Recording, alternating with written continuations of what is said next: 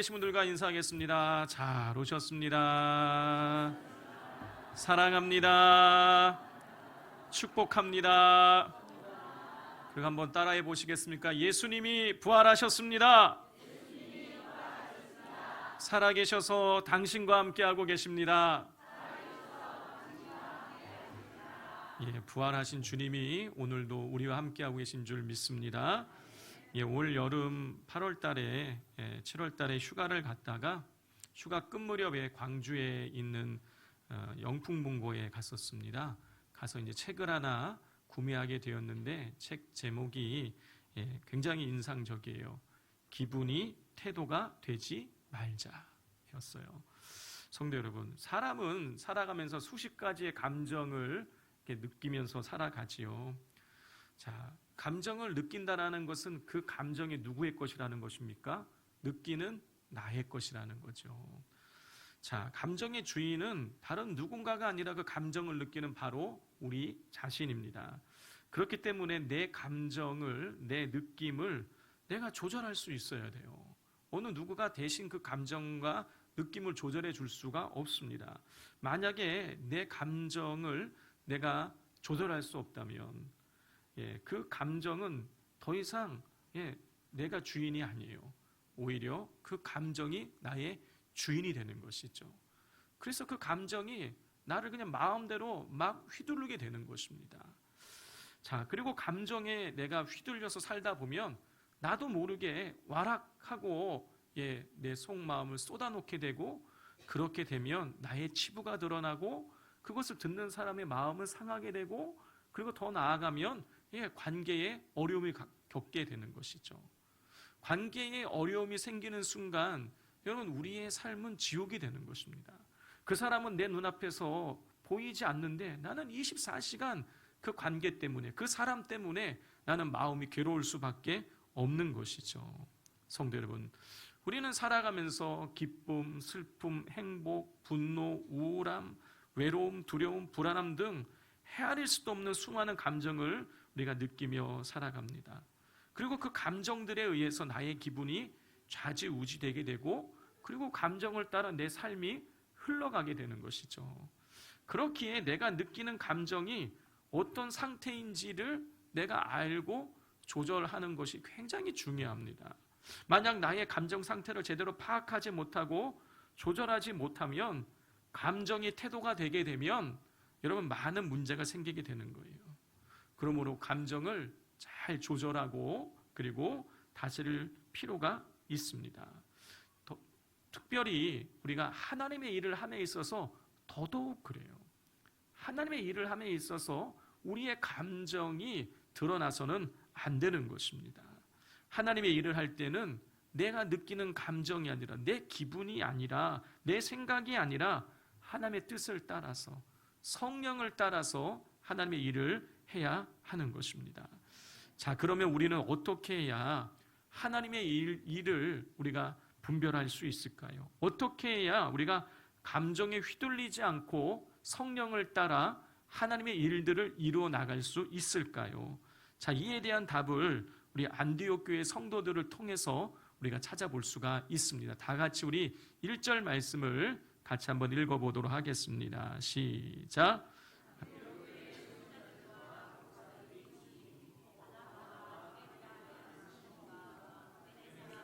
루기오와 분봉왕 헤롯의 젖동생 마나엔과 및 사울이라 그랬어요. 안디옥 교회에는 5명의 지도자들이 있었습니다. 첫 번째 사람은 바나바예요. 이 바나바는 레위 지파에 속하는 유대인이었습니다. 자, 그런데 이 바나바를 제외하고 나머지 4명의 사람들은 사실 교회의 지도자가 되기에 부족함이 있는 사람들이었어요. 자, 바나바 다음으로 언급되는 사람은 니게르라 하는 시므온이라는 사람이었습니다. 여러분, 니게르라는 이 말에서 검다라는 말이 나왔어요. 이게 흑인을 가리키는 니그로의 어원인 거예요. 그러니까 니게르라 하는 시므온, 원래 이름이 시므온인데 사람들은 그를 니게르, 검다, 검은 사람 이렇게 불렀다라는 거예요. 이건 뭘 말하는 것입니까? 그가 흑인이었다라는 거예요. 여러분, 그 당시에 흑인은 로마 시대에 많은 흑인들이 잡혀와서 노예 생활을 하고 있었거든요. 뭐 다 흑인이라고 노예 생활을 하는 것은 아니지만 흑인들이 노예 생활하는 사람이 있다 보니 사람들 인식 속에 흑인은 아주 미천한 존재였어요. 자, 그렇기 때문에 흑인이 어느 공동체에 가서 지도자가 된다? 이거는요, 그 당시로서는 상상할 수도 없는 일인 거예요. 그런데 이 니게르라 불리는 시므온이 안디옥 교회의 지도자가 된 거예요. 자, 두 번째 사람은 구레네 사람 루기오예요. 여러분, 이 성경에 루기오라는 이 사람에 대한 정보는 이게 전부 다예요. 그가 구레네는 요즘으로 치면 아프리카 북쪽에 리비아에 위치해 있는 도시예요. 그러니까 사람들은 이 루기오에 대해서 부를 때에 우리로 치자면 저 사람은 여수댁이야 이런 식으로 저 사람 구레네 출신 사람이야 이렇게 부른 거예요. 그거 외에는 이 사람에 대한 언급이 전혀 나오지 않고 있어요. 이건 뭘 말하는 것입니까? 이 루기오는 이 사람들이 저 사람이 구레네 출신이라는 거 빼놓고는 언급할 수 있는 게 아무것도 없는 거예요. 지도자가 되려고 하면 뭔가 그래도 내세울 만한 명함 같은 게 있어야 되지 않겠습니까? 근데 루기오는 아무것도 없어요. 그냥 구레네 출신, 이게 다인 거예요. 루기오 역시 지도자가 되기에 부족한 사람이었던 거예요. 객관적으로 보자면. 또 다음 사람은 더 문제가 커요. 분봉왕 헤롯의 젖동생 마나엔이었습니다.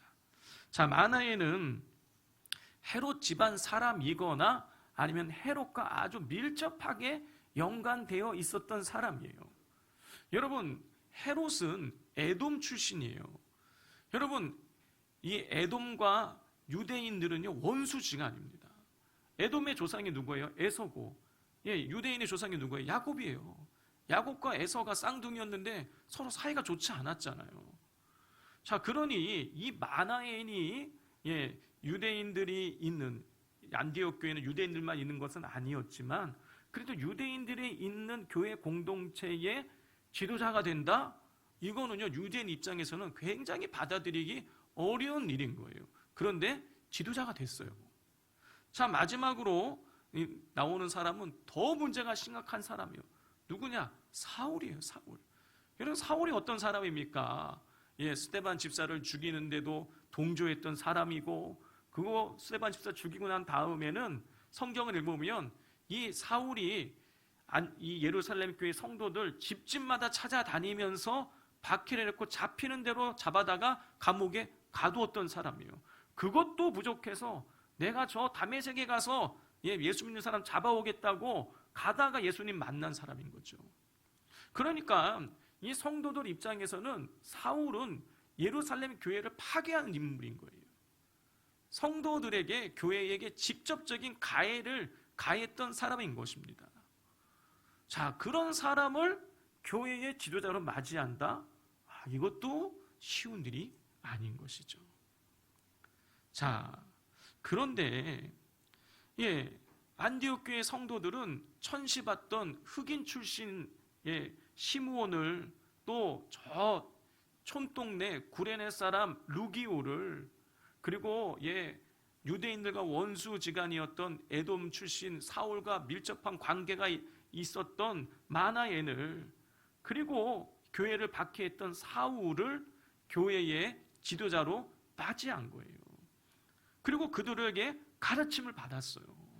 여러분, 만약에 이 성도들이 감정에 휘둘리는 사람들이었다라고 한다면 여러분, 그들을 절대로 교회의 지도자로 받아들일 수 없었을 거예요.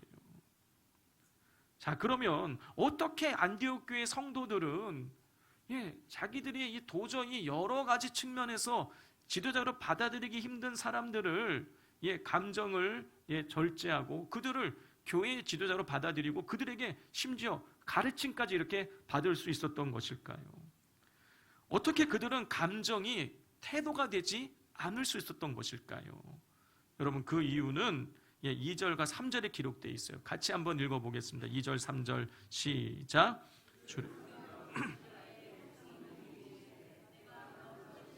이를 위하여 바나바와 사울을 따로 세우라 하시니 이에 금식하며 기도하고 두 사람에게 안수하여 보내리라 그랬어요. 안디옥 교회 성도들은 주님을 섬기면서 금식 기도를 했어요.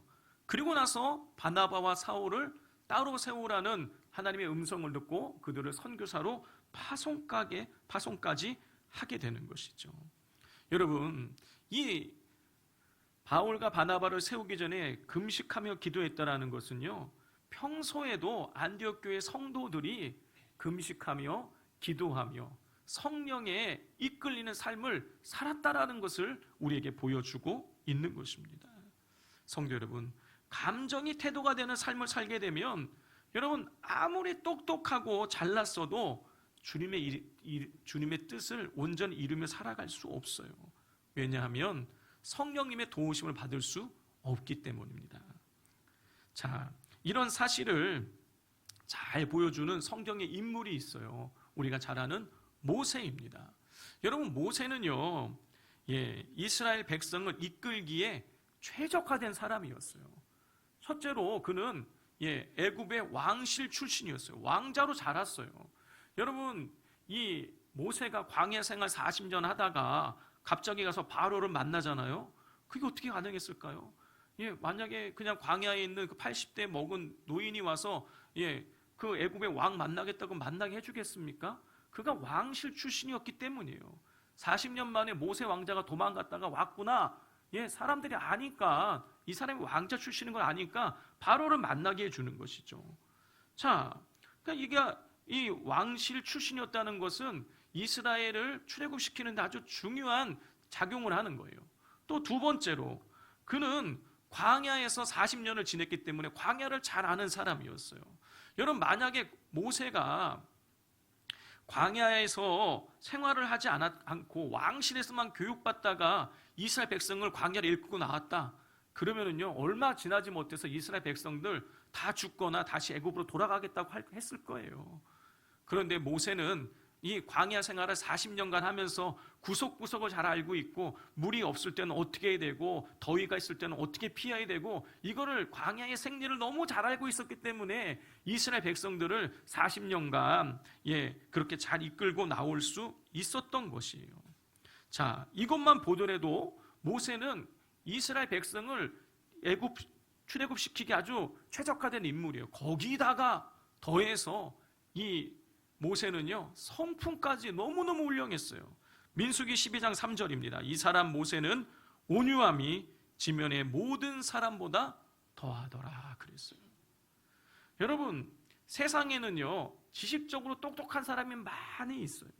또 현장에서 일하면서 경험이 있는 사람들이 많이 있어요. 그런데 이 두 가지를 다 가지고 있는 사람은 흔치가 않아요. 이론도 빠삭하고 경험도 많이 있고 이 실무가 겸비된 사람을 우리가 찾기에는 굉장히 어렵습니다. 그런데 모세가 그런 사람이었어요. 그는 애굽 왕실의 교육도 받았고 광야에서 현장의 경험도 있고, 그렇기 때문에 거기다가 또 성품까지 훌륭하니 그는 완벽한 지도자였어요. 그리고 실제로 그는 40년간 이스라엘 백성들을 광야에서 잘 이끌고 가나안 땅까지, 가나안 바로 코앞까지 오게 됩니다.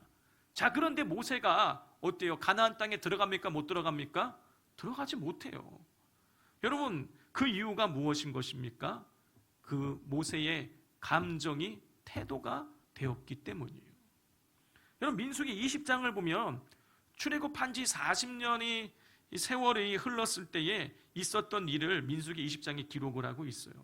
그런데 이스라엘 백성들이 어떤 장면이 나오냐면 물이 없다고 모세를 찾아가서 또 원망하고 불평을 하는 거예요.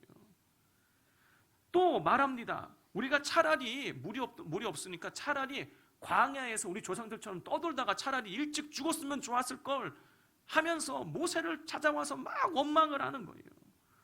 그러면서 어찌하여서 우리를 이 광야로 인도해내서 우리와 우리 짐승을 다 죽게 하느냐 하면서 막 원망 불평을 모세에게 와락 쏟아 놓는 것입니다. 그러자 모세가 하나님 앞에 엎드렸고, 하나님께서는 모세에게 말씀을 주세요. 너의 지팡이를 가지고 반석에게 명령을 해서 물을 내라 그랬어요. 자, 그런데 하나님의 명령을 받은 이 모세는 지팡이를 들고 이렇게 외쳤습니다. 민수기 20장 10절이에요. 모세와 아론이 회중을 그 반석 앞에 모으고 모세가 그들에게 이르되 반역한 너희여 들으라. 우리가 너희를 위하여 이 반석에서 물을 내랴 하고. 모세는 자기를 찾아와서 왜 우리를 이 광야로 인도하여 죽게 하느냐, 왜 우리를 무화과도 포도나무도 석류도 마실 물도 없는 이 나쁜 곳으로 인도해서 우리를 죽게 하느냐고 원망하는 이스라엘 백성을 향해서 뭐라고 외치냐면 반역한 너희여. 벌써 이 감정이 올라오고 있는 거예요. 그리고 이어서 말합니다. 우리가 너희를 위하여 이 반석에서 물을 내랴. 여러분, 반석에서 물을 내시는 분은 누구신 것입니까? 하나님이 내시는 거예요. 그런데 마치 자기가 물을 내는 것처럼 그렇게 분을 내고 있는 거예요. 성도 여러분, 근데 한번 생각을 해보세요. 모세 입장에서는요, 화를 낼 만한 상황이라니까요. 여러분, 지금 출애굽한 지 한 달, 두 달도 아니고요, 3년, 4년도 아니고 40년째예요. 그 40년 동안 하나님께서 이스라엘 백성들 가운데에 물을 마시지 못해서 죽게 만든 사람이 아무도 없어요. 물이 없으면 물이 없을 때마다 하나님께서 마실 물을 언제나 공급해 주셨어요. 40년을 경험을 했으면 이제 물이 없어도 하나님이 주시겠지. 아니면 조용히 모세를 찾아와서 모세, 우리가 물이 떨어졌는데 어떻게 했으면 좋겠습니까? 이렇게 좋게 물을 수도 있잖아요. 그런데 이스라엘 백성은 40년 동안 하나님께서 물을 공급하시는 것을 경험했음에도 불구하고 모세를 찾아와서 왜 우리를 이 광야로 인도해서 죽게 하느냐, 여기는 포도도 없고 석류도 없고 무화과도 없다, 이 나쁜 곳으로 왜 우리를 인도했느냐면서 모세에게 모든 원망을 다 쏟아놓는 거예요. 그러니 모세 입장에서는 감정이 상할 만도 한 것이죠. 그래서 모세는 40년간 꼭 참아왔던 감정을 우리가 너희를 위하여 이 반석에서 물을 내랴 하면서 폭발시켰어요. 그리고 지팡이를 가지고 반석을 2번 내리쳤습니다. 모세의 감정이 태도가 되는 순간이었어요. 그런데 이 모세의 이 감정이 태도가 되었을 때에 하나님께서 모세에게 이런 말씀을 하십니다. 민수기 20장 12절이에요. 여호와께서 모세와 아론에게 이르시되 너희가 나를 믿지 아니하고 이스라엘 자손의 목전에서 내 거룩함을 나타내지 아니한 고로 너희는 이 회중을 내가 그들에게 준 땅으로 인도하여 드리지 못하리라 하시니라 그랬어요. 하나님께서는 이 모세의 이 분노의 감정을 말로, 행동으로 표출을 하자 모세가 가나안 땅에 들어가지 못할 것이라고 말씀을 하셨어요. 성도 여러분, 40년간 딱 한 번이에요. 그리고 누가 보더라도 정말 화가 날 만한 상황이었어요. 그런데 하나님께서는 이 모세의 분노의 감정이 그의 말과 행동으로, 태도로 드러났을 때에 그를 가나안 땅에 들어가지 못하는 징계를 내리셨습니다. 여러분, 우리는 이 모세의 모습을 보면서 우리는 하나님의 일을 함에 있어서 절대로 감정이 태도가 되어서는 안 된다는 것을 우리는 알 수가 있는 것이죠. 성도 여러분, 우리의 부정적인 감정이 태도가 되는 순간 여러분, 누군가는 상처를 받아요. 우리의 감정이 태도가 되는 순간 하나님의 역사는 중단이 되는 것입니다. 그렇게 하나님 앞에서 신실했던 다윗도 한번 보십시오. 밧세바를 보고 그의 음욕을 행동으로 옮겼을 때에, 그의 감정을 행동으로 옮겼을 때에 여러분, 하나님께서 다윗을 책망하셨고 그때부터 다윗의 인생은 하얀 곡선을 그리게 되는 거예요. 성도 여러분, 우리의 삶이 감정에 이끌리게 되면 여러분, 누군가의 상처를 주고 그리고 우리 인생을 갉아먹고 하나님의 영광을 가로막게 됩니다. 그러나 안디옥 교회 성도들처럼 감정이 아니라 성령이 이끌리게 되면 아름다운 하모니를 이루면서 하나님의 크신 역사를 이루게 되는 것이죠. 여러분, 세계 선교는요, 예루살렘 교회를 통해서 이루어지지 않았어요. 세계 선교는 안디옥 교회를 통해서 이루어졌습니다. 자, 이렇게 우리가 감정이 아니라 성령께 이끌릴 때, 주님께 이끌릴 때 아름다운 하모니를 이루면서 하나님의 뜻을 이룰 수 있다는 것을 잘 보여주는 한 분이 계세요. 제가 목요일마다 우리 목사님, 다른 교회 목사님 5분, 사모님, 저희 가정까지 포함해서 6가정이 목요일마다 지금 2년 반이 넘도록 모여서 같이 목요일 저녁마다 항상 기도를 하고 있어요. 그리고 7월달, 9월달에는 9월 초에는 또 이 6가정을 소문을 유기성 목사님이 들으시고 6가정만 초청을 하셔서 같이 2박 3일 동안 6가정만 데리고 12명만 데리고 세미나를 인도해 주셨어요. 그리고 나서 저희들이 지금 유기성 목사님 만나기 한 달 전부터 계속해서 목사님들과 매일매일 예수 동행의 일기라는 것을 쓰고 있습니다.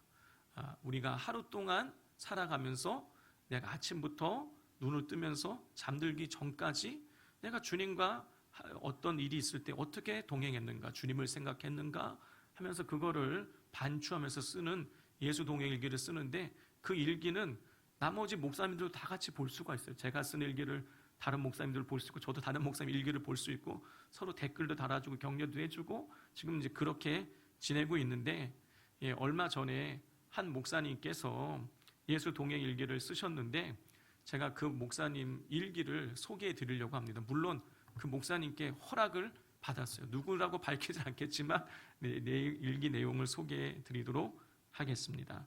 8월 27일 화요일, 제목은 돼지 감자 사건이에요. 이곳 전주는 고즈넉하고 조용한 시골 분위기다. 아내가 숙소는 편안한 곳에서 쉬고 싶다고 해서 호텔에 숙소를 잡고 한옥마을 둘러보고 국밥도 사 먹고 그랬다. 오랜만에 둘이 고풍스럽고 촌스러운 옷 입고 사진도 찍고 캐리커처 그림도 얻었다. 그런데 이 모든 일에서 주님을 왜 그리 까맣게 잊고 살았는지, 캐리커처 모델로 있을 때 그려주는 사장님과 이야기를 하면서 잃어버린 양이어서 교회로 가셔야 한다고 한 거 말고 주님을 시인함이 참으로 적었다. 무한 처가에서 출발하여 휴게소에서 돼지 감자 사건이 있었다. 아침에 고속도로 운전하면서 출출해 휴게소 들려 새우깡 사 먹고 싶다 했더니 아내는 허락이었다. 그런데 매대를 보니 자색 고구마 뻥튀기와 떡 뻥튀기, 돼지 감자 뻥튀기 등등이 있었다. 나는 옳거니 하며 당뇨에 좋다는 돼지 감자 뻥튀기 먹으려 집었는데 아내가 난리였다. 돼지 감자는 미량이 들어있고 뻥튀기니 먹으면 안 된다는 것이다. 나는 미량이지만 돼지 감자가 당뇨에 좋고 달지도 않으니 이왕 먹을 거 먹자고 옥신각신. 결국 내가 고집을 부려 사왔다. 아내는 계속 난리였다. 그렇게 당 관리를 안 하면 어떻게 하느냐부터 잠자코 들었지만 안 되겠다 싶어 반겨. 단 것을 자제하고 초콜릿이나 자극적인 것도 피하고 식후 과일은 입에도 안 되는데 밋밋한 돼지 감자 뻥튀기 샀다고 이렇게까지 할 수 있는 거냐? 너무한 것 아니냐? 등등. 아내는 느닷없이 주님이 어떻게 생각하시겠냐고 말한다. 나는 주님도 이 정도는 이해해 주실 거라고 생각이 들었다. 그렇지만 내게 입을 다물라 하시는 것 같았다. 그래서 더 이상 대꾸를 하지 않았다. 과연 주님은 돼지 감자 뻥튀기를 왜 샀냐고 하실까? 물론 가치 중립적인 것이지만 난 이렇게까지 아내의 지청구를 듣고 눈치를 보아야 하는지 참 답답하다. 안다. 물론 남편을 생각해 그렇게 하는 것을 그렇지만 숨막히게 이렇게 아이 취급하는 건 아닌 듯해서 아직도 좀 그렇다. 예수 동행 일기를 쓰면서 부부싸움과 주님과 동행의 상호관계가 주제로 번지는 것 같다. 주께서 우리 부부의 휴가에 함께 동석하고 계심을 안다면 그렇게까지 언성 높여 내가 잘났다고 따지고 그럴까? 분명 아닐 것이다. 내 잘못이 크다. 새벽에 일어나 기도하다가 주님, 휴가를 어디로 갈까요? 했는데 김제 금산교회가 떠올랐다. 전혀 뜬금없는, 그래도 주의 감동하심 따라 오전에 고향에 가서 동생과 밥 먹고 오후에는 김제 쪽으로 잡고 갔다. 기역자 교회로 옛 모습이 복원되어 있고 전시관도 있어 아내와 함께 관람했다. 그곳에서 기도도 하고 겸손히 교회를 잘 섬긴 조덕산 장로와 총회장을 지냈던 조덕산 장로의 마부였던 영수가 되고 목회자로 그리고 총회장을 지냈던 이자익 목사님, 진정한 섬김이 무엇인지, 주님의 몸된 교회를 사랑하고 섬기는 것이 무엇인지 보여준 그리스도인들, 돼지감자에서 금산교회로 주님은 참 스펙타클한 하루를 보내게 하셨다. 이 밤에 예수동의 일기를 쓰면서 결국 미안한 사과를 받아내신다. 그래, 주님께서 이곳 숙소에서도 함께하고 계시지. 나의 동의 일기를 보시면서 아마도 씩 웃으시고 계시는 것 같다. 주여, 작은 것에 엄청나게 반응하고 승질 부린 종을 용서하소서. 아내에게 잘 사과하고 내일도 다채롭게 이끄심에 즐거이 따라가게 하소서. 꼭 주님을 부르며 생각하고 바라보게 도와주세요. 오늘도 감사합니다. 나의 주, 나의 하나님. 추소, 아내가 동일기 쓰다가 졸길래 그만 쓰고 자라고 깨웠는데 미안하다는 말 해야 할 것 같았다. 돼지감자로 화낸 건 미안하다고 했는데 아내는 웃으면서 나도 그렇다고 한다. 그런데 왈 먹든지 마시든지 당신 원하는 대로 포로노아 다니게 하라. 빵 터졌다. 주님을 결국 우리 부부를 웃게 만드시고 마무리하게 하신다. 이러니 우리 주님 사랑할 수밖에. 성도 여러분, 한 목사님의 삶의 작은 이야기지만 감정이 태도가 될 때는 싸우고 그렇게 사랑하던 부부관계에 금이 갔습니다. 그러나 주님 바라보며 나아갈 때 부부를 갈라놓던 장벽은 사라지고 주님 안에서 하나가 되고 이전보다 더 사랑이 넘치게 되었습니다. 바로 이것입니다. 우리가 감정이 아니라 성령을 따라 행할 때 우리는 주님 주시는 평안을 누리며 성령께서 하나 되게 하신 것을 힘써 지키라는 하나님의 뜻을 이룰 수 있게 되는 것입니다. 오늘 헌신 예배를 드리는 삼여전도회뿐만이 아니라 우리 성원교회 우리 모든 재직분들, 모든 성도님들께서 앞으로 주님의 일을 할 때에 절대로 감정을 앞세우지 마시기를 바랍니다. 내 느낌, 내 생각, 그걸 앞세우지 마시기를 바랍니다. 여러분, 한번 따라 하십시오. 내 마음에 들지 않는 것은 죄가 아니다. 우리는요, 내 마음에 들지 않는 사람, 저 일이 내 마음에 안 들게 방향에 가면 그거를요, 잘못됐다 생각을 해요. 그걸 죄라고 생각합니다. 근데 나는 그 사람 마음에 듭니까? 내 마음에 들지 않는 건 죄가 아니에요. 여러분, 내 마음에 들지 않아도 내가 합력해서 하나님의 뜻을 온전하게 이루어가는 거, 그게 주님의 뜻인 것입니다. 그러므로 절대로 감정이 태도가 되지 말게 하시고 항상 나를 통해서 투명하게 우리 주님만 드러날 수 있도록 날마다 성령 안에서 깨어있기를 주님의 이름으로 축복을 드립니다. 기도하겠습니다.